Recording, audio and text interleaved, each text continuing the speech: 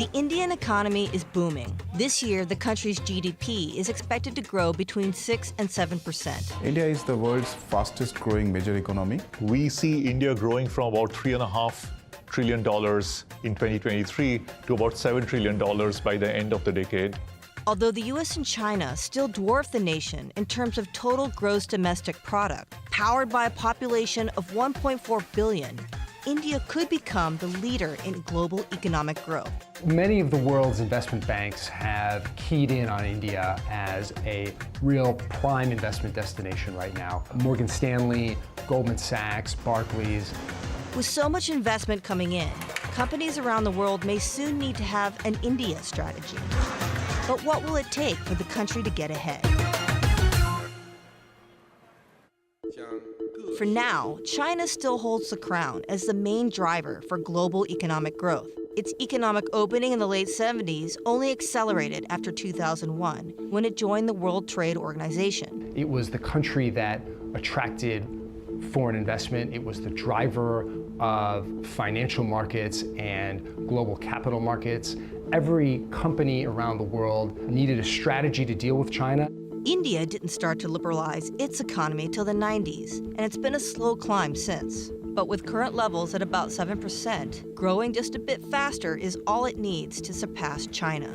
India's per capita income has grown sevenfold from the early 90s to now. There has been significant progress also in the financial markets.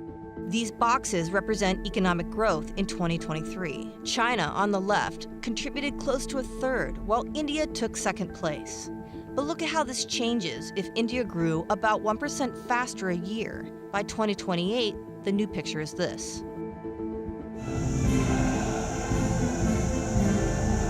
Geopolitics and China's own internal struggles are tipping this trend in India's favor. What you're seeing recently is investors around the world, as they sort of shift out of China, are actually putting a lot of new funds into India.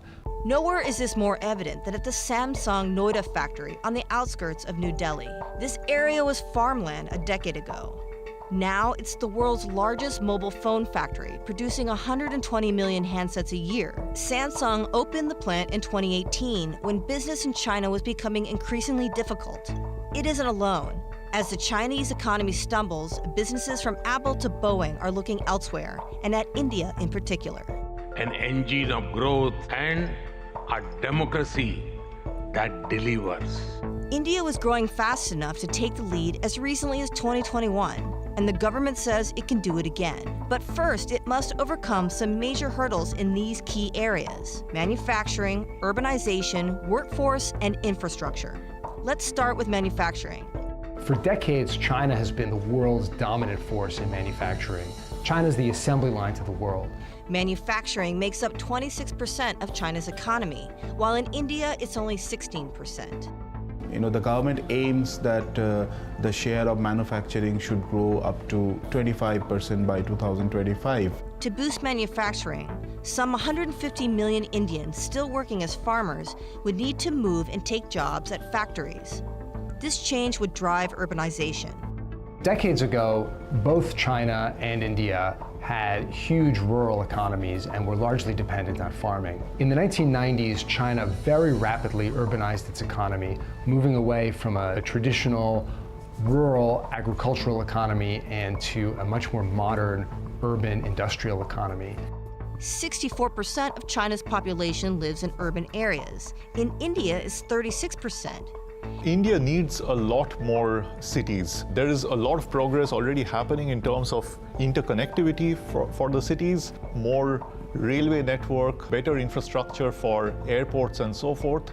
But there are crucial problems like water, like traffic, like urban housing that needs to be solved.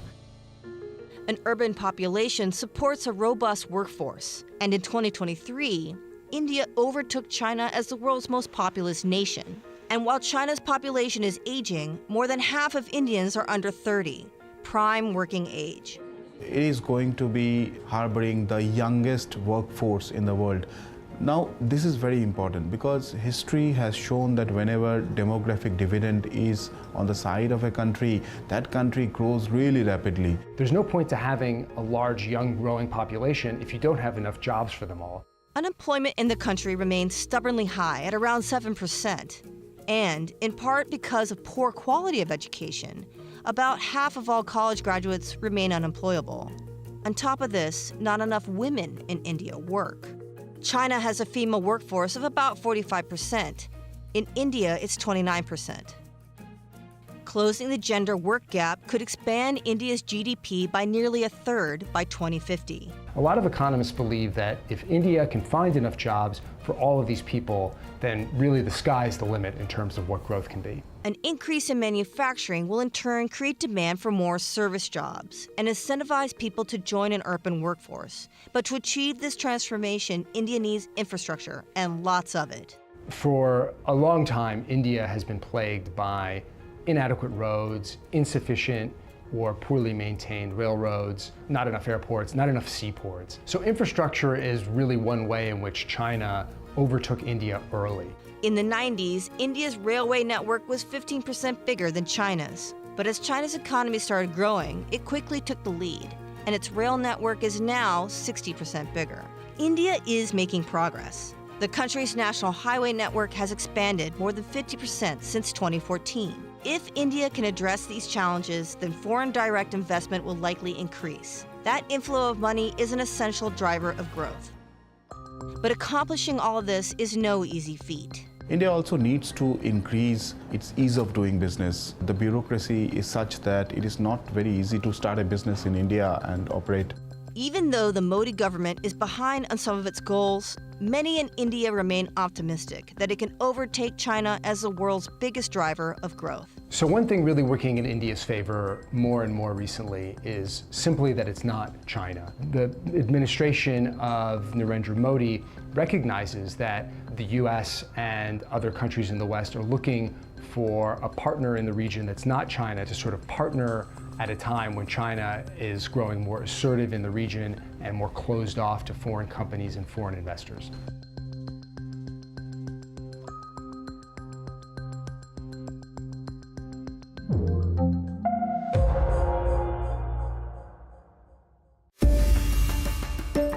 Who is Narendra Modi?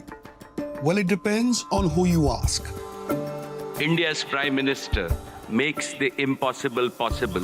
He is very conscious of his image in history. He has completely seduced the Hindu belt. Some view him as the most effective Prime Minister in the history of India. He's passionately worshipped by millions and hailed as one of the world's most popular leaders with approval ratings surpassing 70%. Democracy delivers and democracy empowers. On the other hand, critics see him as an autocratic Hindu nationalist who marginalizes minorities and undermines democratic norms.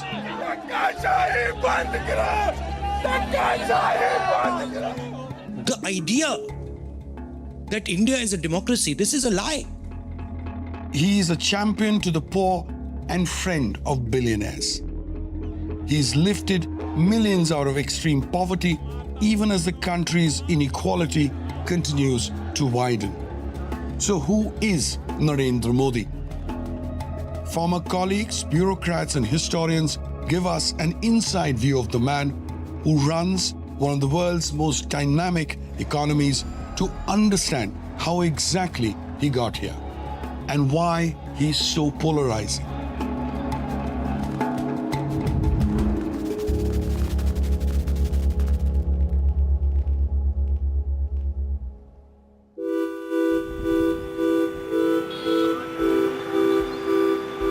Narendra Damodar Das Modi was born on September 17, 1950, in the town of Vadnagar, situated in the western Indian state of Gujarat.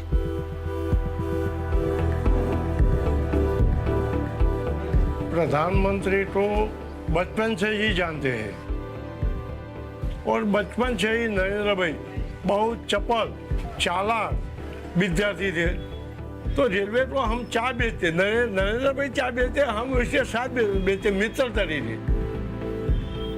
मित्रों, मैं बचपन में rail के डिब्बे में चाय बेचता था और आज आपके सामने खड़ा हूं।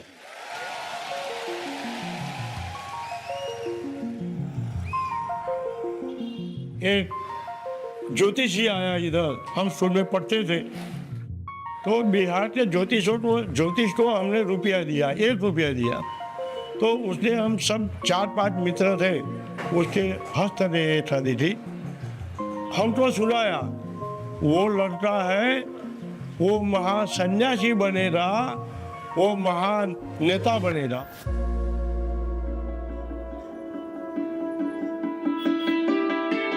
Modi experienced a typical upbringing in a small rural town marked by relative poverty and an arranged marriage during his teenage years. Soon after marriage, he left the house, left the marriage and went away. So around 1.5 years to 2 years, he was roaming around like a vagabond. He got a unique understanding of poverty, not as an academic subject, but an actual thing. He came to Ahmedabad and eventually joined RSS, and his life changed.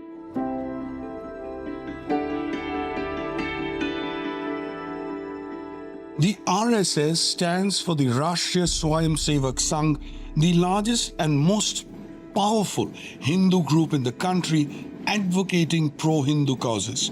Modi quickly rose through the ranks. But the RSS has a dark history.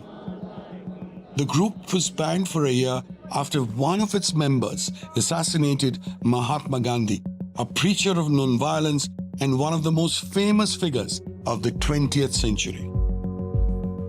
तो संघ के अक्सर अवसर कुछ खास functions वगैरह में नरेंद्र भाई से मिलने का होता था। बिल्कुल दिखता था एम्बिशियस। एक तो उनकी जो जीनियस क्वालिटी है, एक अच्छे ऑरेटर, अच्छा उनका कॉम्प्रिहेंशन, अच्छा प्रेजेंटेशन, ये इसके कारण वो कहीं पर भी जाते तो छा जाते हैं।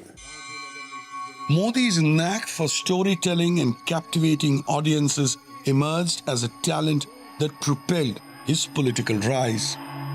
जिसमें सिर्फ वोट टू इलेक्ट नहीं है, सिर्फ वोट टू डिफीट नहीं है, पर लोगों के मन में एक नई धारा शुरू हुई है, वो है vote to punish. He is thinking the way masses think, the way Indian people would normally think. Modi used his ability to connect with large audiences to preach the RSS philosophy of Hindutva, a hardline form of Hindu nationalism that effectively equates being Indian with being Hindu. While the RSS itself doesn't stand for elections, the Bharatiya Janata Party, or the BJP, serves as its political arm.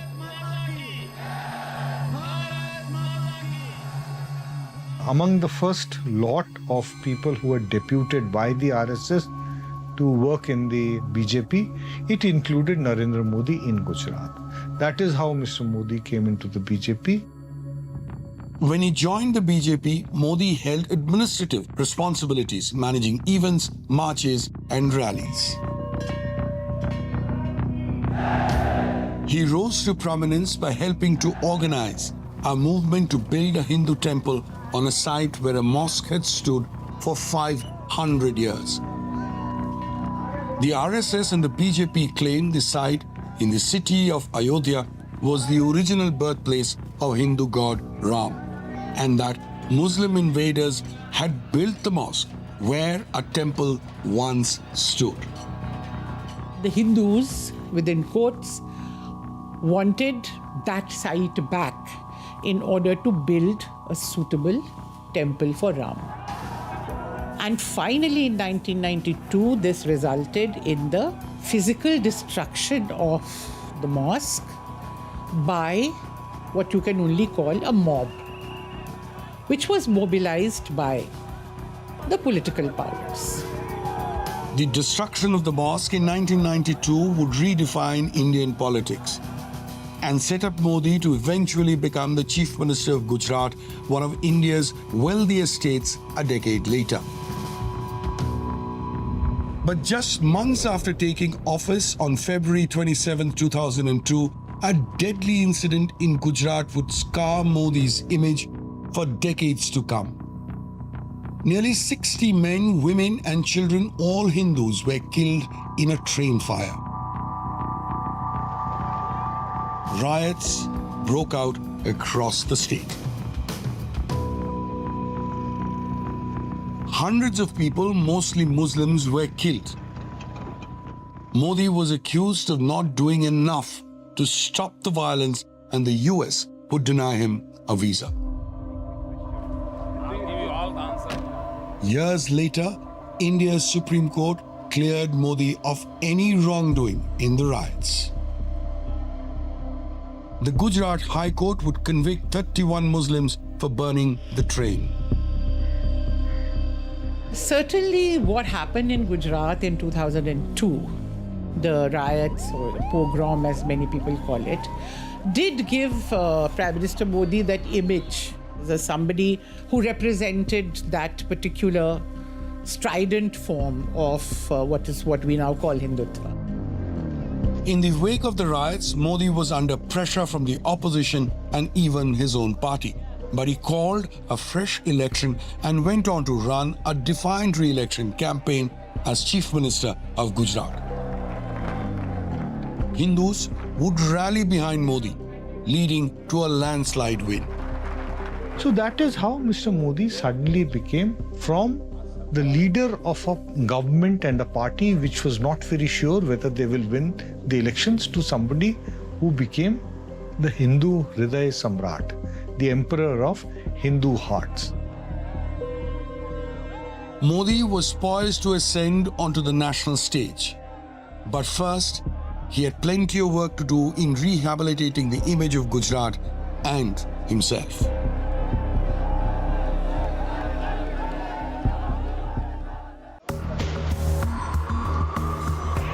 For the first time in the history of independent India, a sitting Chief Minister, Narendra Modi, has been questioned on the role of his government in mass murders in connection with the post-Godhra riots in Gujarat. The riots in Godhra had created a very serious situation for Gujarat. People were shying away from fresh investment because things did not look normal.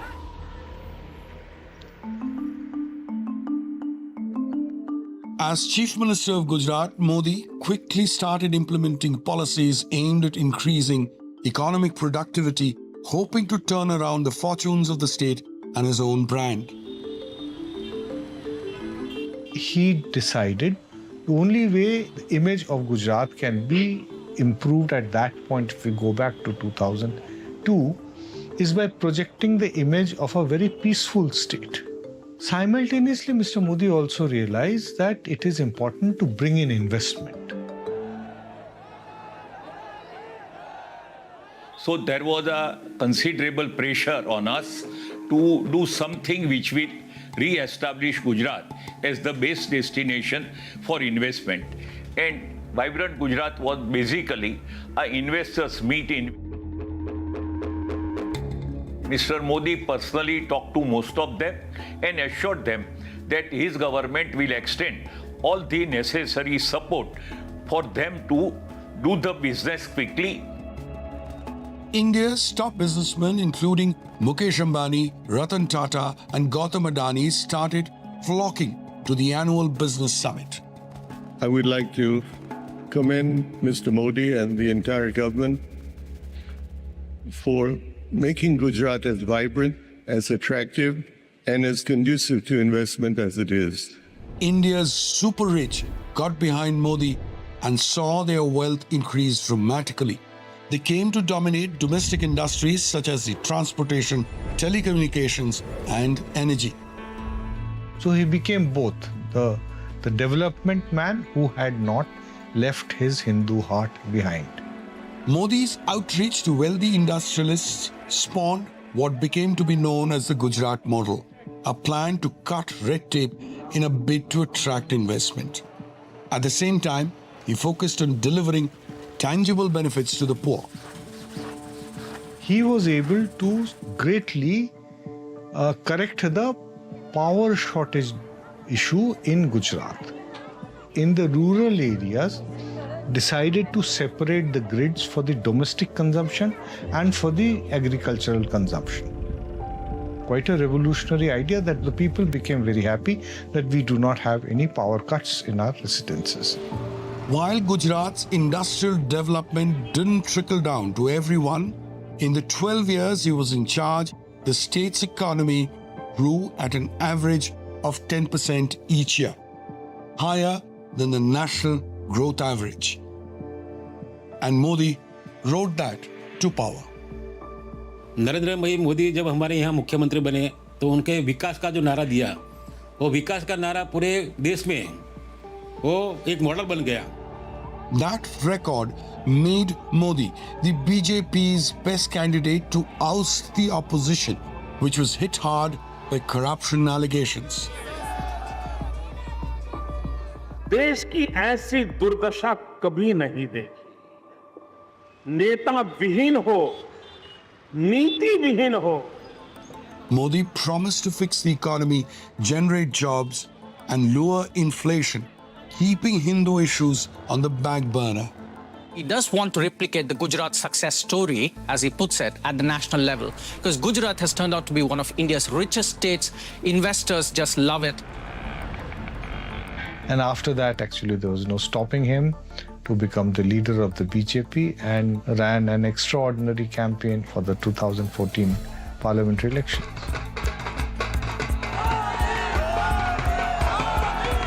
We are calling the election. Modi will be the next Prime Minister.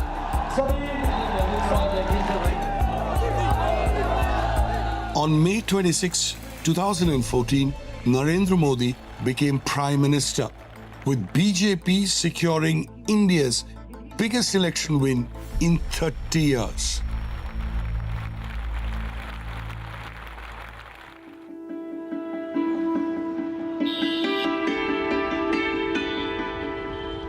Narendra Modi has won a landslide victory in India's election. Modi rose to the top as the next ruler of India. After taking power in Delhi, he immediately focused on the country's development challenges. In 2014, the country, the economy especially, was in a big mess. The inflation was almost uncontrollable, the bank's losses were mounting, and all these things had to be sorted out. If you ask people to rank what they voted on, most of these were economic dimensions. It was infrastructure, roads, inflation, development, governance. Infrastructure spending rose significantly under Modi, with large construction projects for highways and airports leading the charge.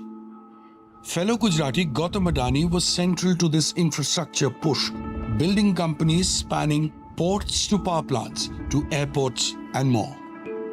Adani's empire is integral to India's economy, putting his ties to Modi under a spotlight. The billionaire says he aligns his business strategies with government policy and denies he has benefited from his ties to the Prime Minister. There is more infrastructure today, more roads, more rail network, but that's a natural process of growth. Modi also pushed through reforms, many of which were initiated during the previous administration, including a national identity card, an inflation target, and a goods and services tax that unified India as a single market for the first time. But in 2019, Modi would face one of his biggest domestic challenges in the form of a devastating act of terror. Tensions escalate between India and Pakistan over a car bombing. The attack killed dozens of Indian paramilitary police in the disputed region of Kashmir. Modi ordered the bombing of alleged terrorist camps in Pakistan. his popularity ratings soared, putting him well ahead in the race that had been much closer. Back in 2014, it was about creating jobs. It was about fighting corruption. This time around, it was different. It was not about economics. It was about nationalistic sentiment within the country.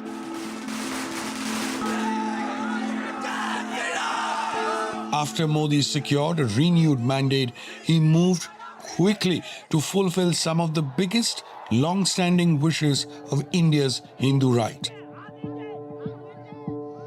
That also spurred protest and discontent from his opponents.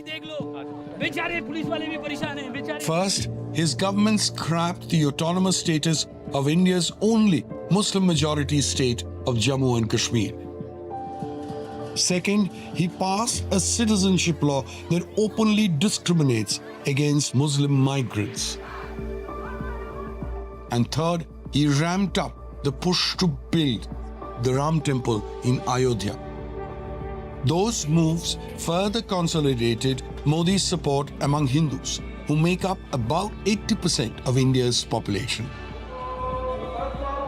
Yet, they marginalized minorities and those who believe in India's pluralistic roots. He has completely seduced the Hindu belt. We are headed towards a polarized, divided society. प्रधानमंत्री का जो शपथ है, संविधान की रक्षा का जो शपथ है, वो शपथ तो नहीं दिख रही है, क्योंकि सब जगह जिस तरीके से सारे बाकी के वर्गों को कॉर्नर किया जा रहा है, दबाया जा रहा है, उनके अधिकार छीने जा रहे हैं, उनको सेकंड क्लास सिटीजन बनाया जा रहा है. Democracy is in peril. Economic inequalities have widened. Despite the number of people in extreme poverty declining during Modi's tenure, India's economic disparity is staggering. A recent study showed inequality at the highest levels since at least the 1950s. The Modi government focused on economic growth above all else and tried to build national champions rewarding big businesses. But much of this has yet to trickle down to workers. India's opposition parties have long accused the Modi government of crony capitalism and favoring certain businesses in government contracts. That comes as India falls in press freedom rankings and democracy indices because of growing concerns over moves to silence Modi's critics.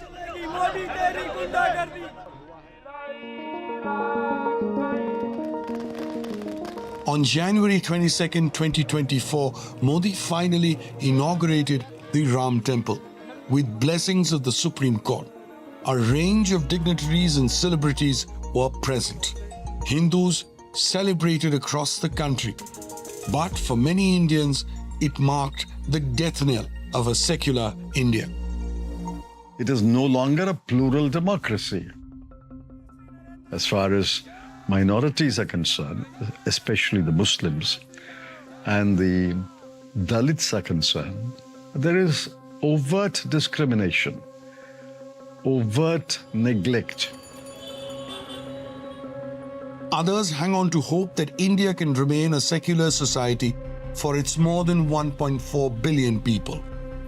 There's too much diversity in this country. Even within Hinduism, the Indian state is much bigger than the Prime Minister, than even the government of the day. So to say that secularism is dead, I wouldn't agree. India is now the fastest growing major economy in the world, with an increasingly influential global voice. International investors are captivated by India's growth story, driven by a demographic surge, a young consumer audience, and favorable geopolitics. I think the optimism about India is actually completely justified. आज जब सब लोग कहने लगे हैं, India is the future. For Modi, though, the transformation of India into a Hindu economic powerhouse isn't just a dream. It is happening now, and it is the future he is building. आज से 1000 साल बाद भी लोग आज की इस तारीख की, आज के इस पल की चर्चा करेंगे। ये भारत का समय है और भारत अब आगे बढ़ने वाला है।